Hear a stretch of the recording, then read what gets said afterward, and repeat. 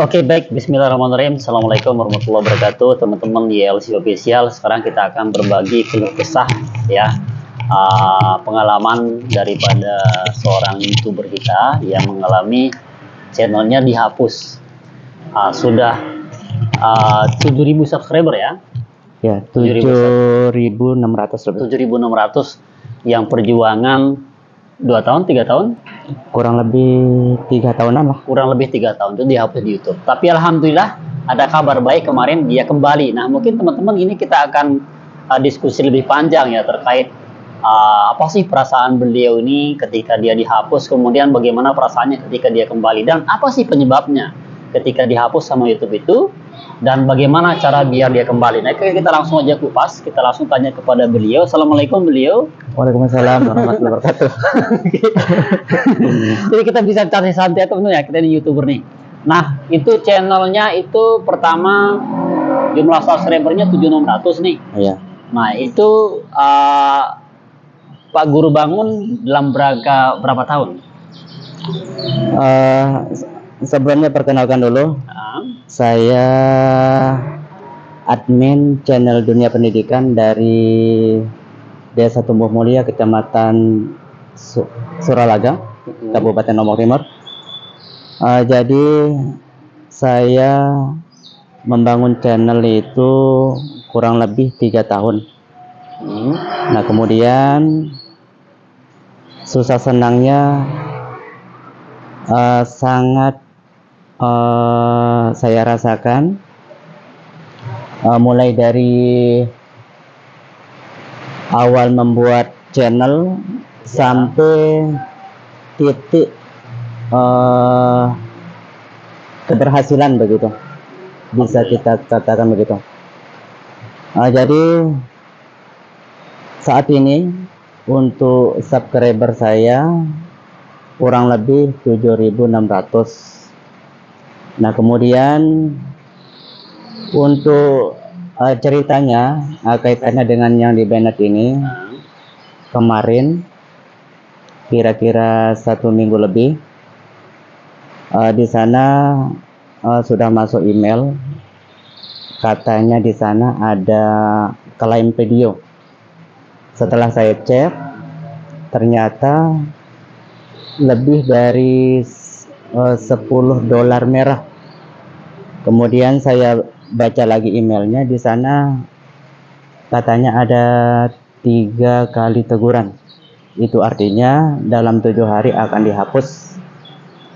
Nah, saat saya membuka email tersebut, biasa sedih karena channel itu udah beberapa tahun saya bangun begitu.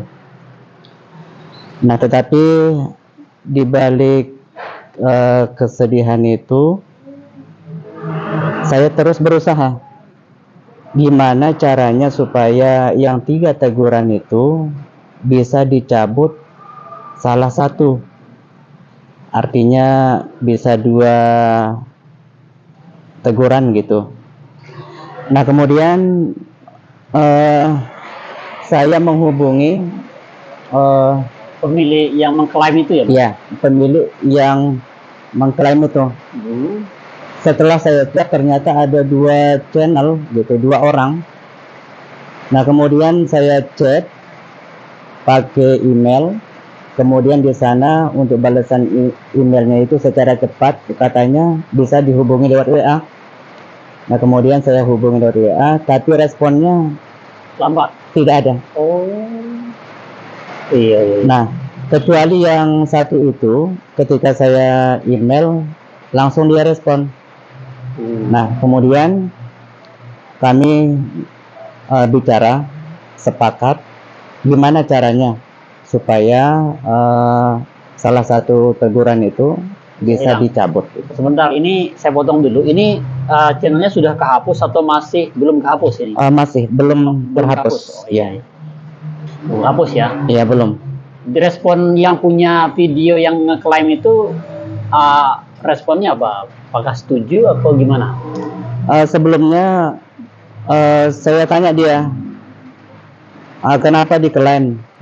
Nah, ternyata katanya ada videonya yang mirip. Ada videonya yang mirip.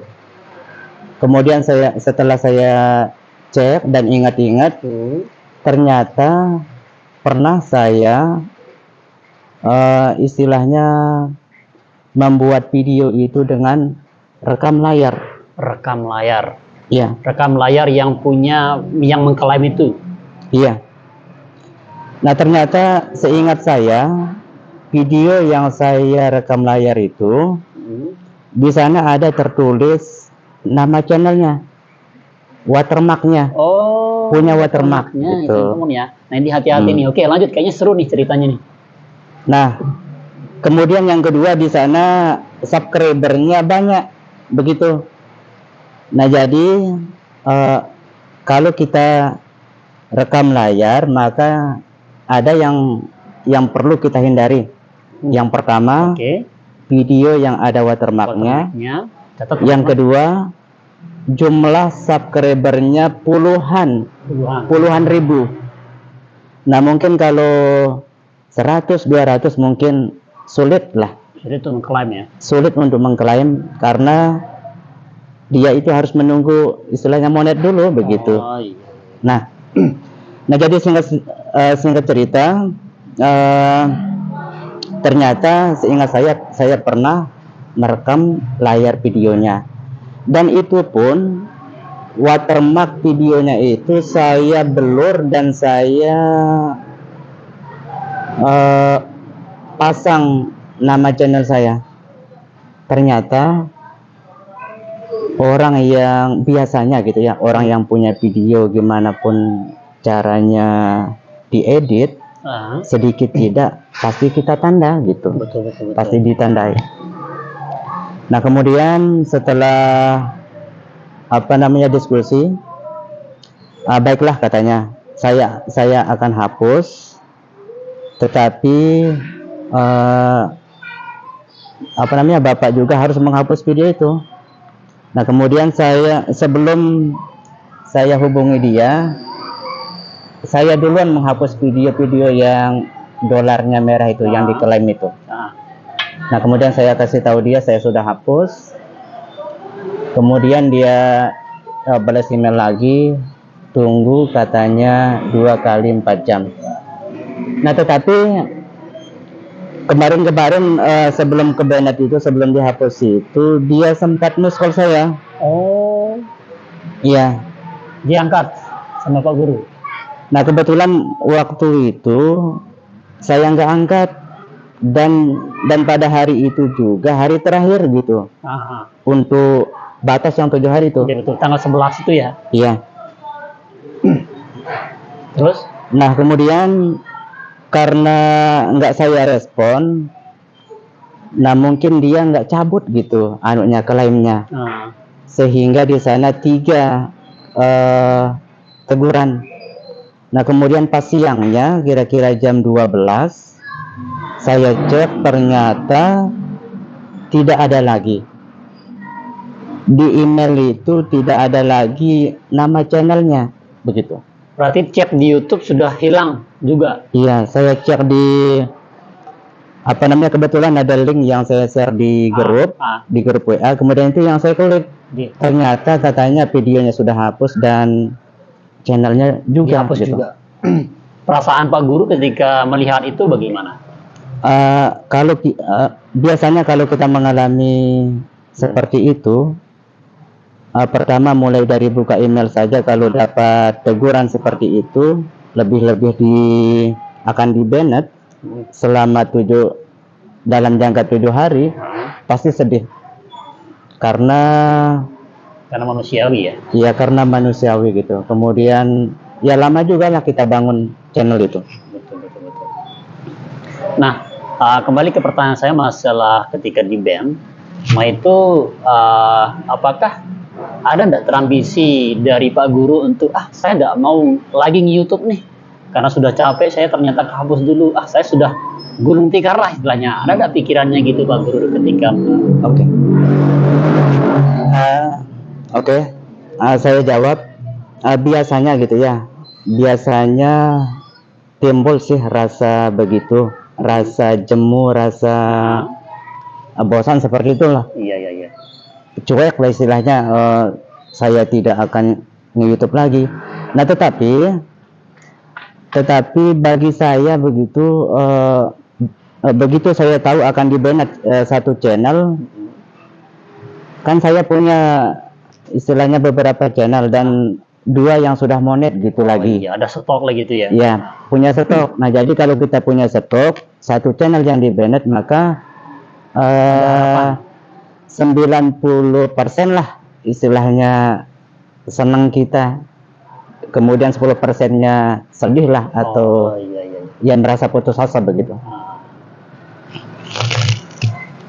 Terus kembali ke cerita yang tadi bahwa ada jawaban nih dari beliau. Nah, saya dengar dan kemarin juga Pak Guru SMS dia kembali gitu. Nah, kira-kira yang menyebabkan dia kembali channelnya itu yang dunia pendidikan itu teman-teman ya, apa yang menyebabkan dia kembali? Kok bisa gitu? Padahal kan sudah dihapus nih sama YouTube nih. Iya. Nah, mohon diceritakan. Oke, baiklah. Nah, jadi pada hari terakhir itu, tepatnya jam 12 itu, saya cek di YouTube Studio, channel dunia pendidikan itu sudah terhapus. Nah, kemudian sepulang sekolah itu, langsung saya hubungi yang punya video itu. Saya email dia, kemudian saking penasarannya juga saya ingin tahu, langsung saya call. Nah, ternyata dia orang Jawa gitu. Orang Jawa. Kemudian saya kasih tahu bahwa channel saya itu sudah terhapus. Nah, kemudian dia juga cerita, katanya pernah saya juga mengalami hal seperti itu katanya.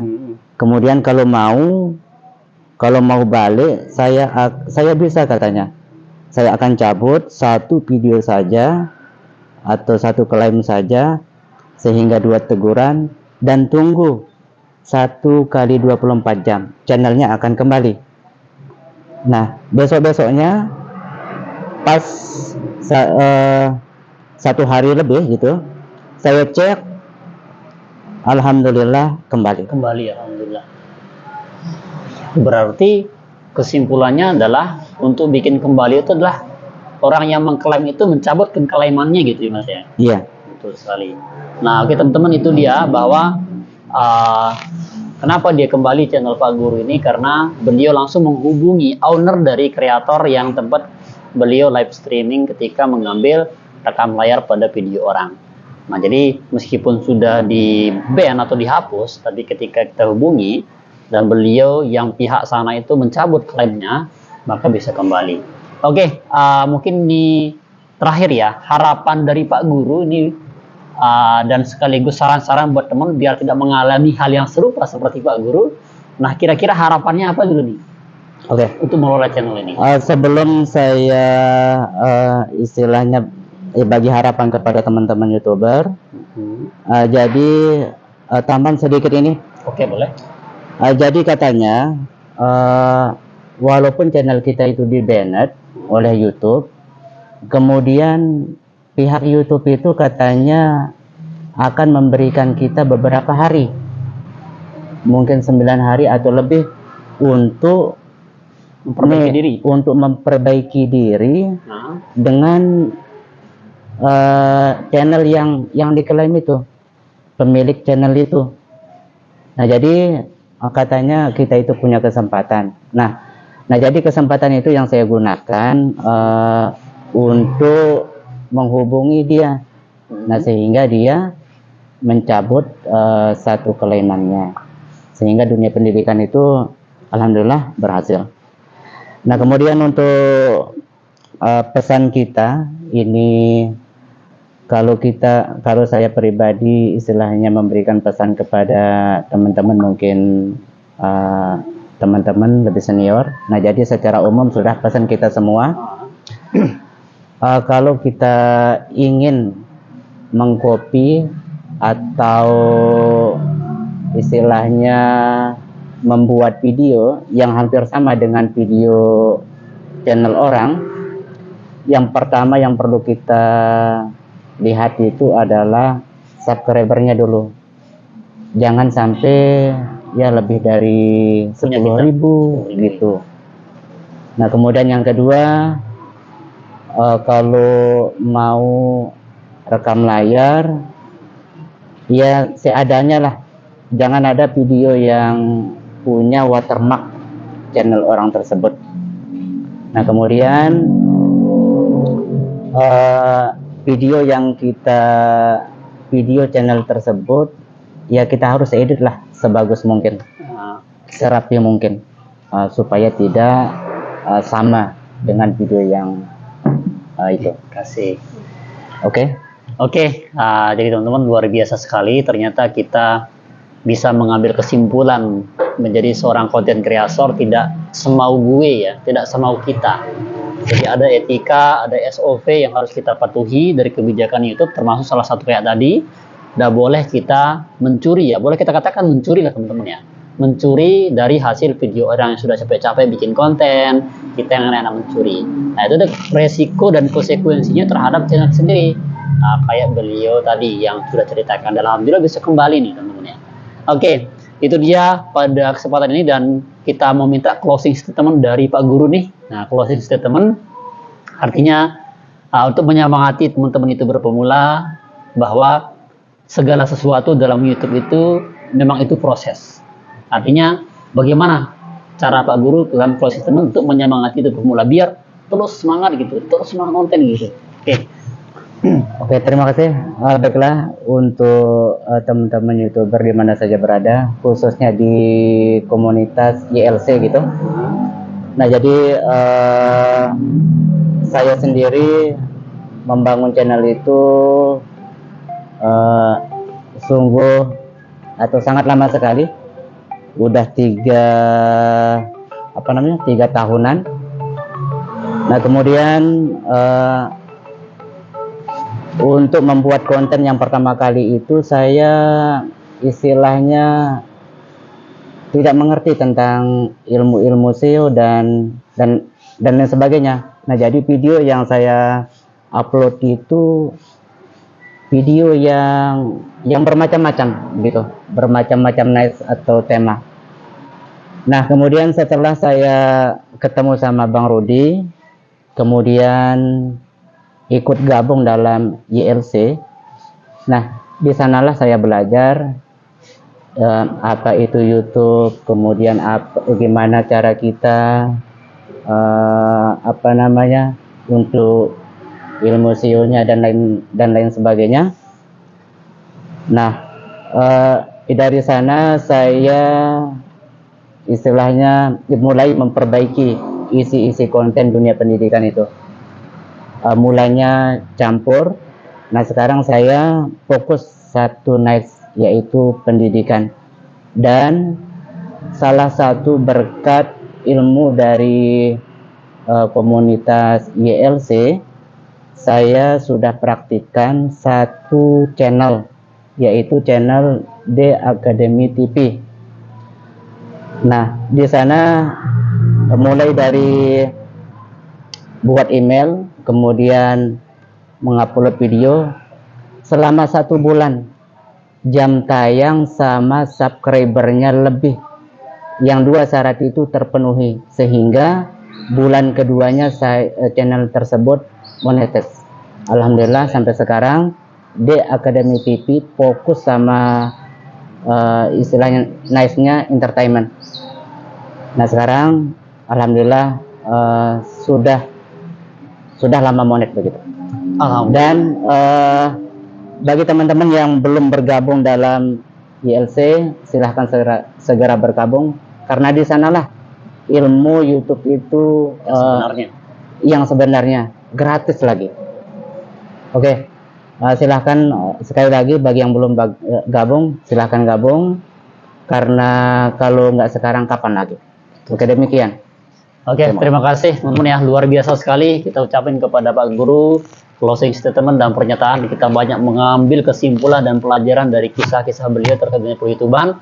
yang titik benik sedih dan bahagianya beliau sudah rasakan. Oke teman-teman ya, sangat menginspirasi sekali, dan tentu teman-teman ya silakan jangan lupa untuk subscribe, like channel YLC Official ini, karena kita akan terus berbagi cerita terkait teman-teman yang sudah dunia persilatan per-youtuber ini, dan tentunya teman-teman sebagai inspirasi buat kita semua. Nah silakan teman-teman, jangan lupa juga tonton kegiatan kami di playlist, ada juga di video-video lainnya, ada juga fast Zoom, ada juga nanti ada kegiatan seminar ya. Seminar kita itu nanti tanggal 17 sama 18 di kampus-kampus, jadi YLC Go to Campus. Nah setelah program YLC Go to Campus sukses, nanti ada YLC Go to School. Nah kita akan berbagi dunia per-youtuban, ini loh cara kita untuk menghasilkan uang lewat YouTube, ini loh cara kita berkembang dan menjadikan profesi YouTube sebagai profesi yang bisa dijadikan untuk mensejahterakan kehidupan kita masuk kami. Oke, terima kasih sekian. Assalamualaikum warahmatullahi wabarakatuh.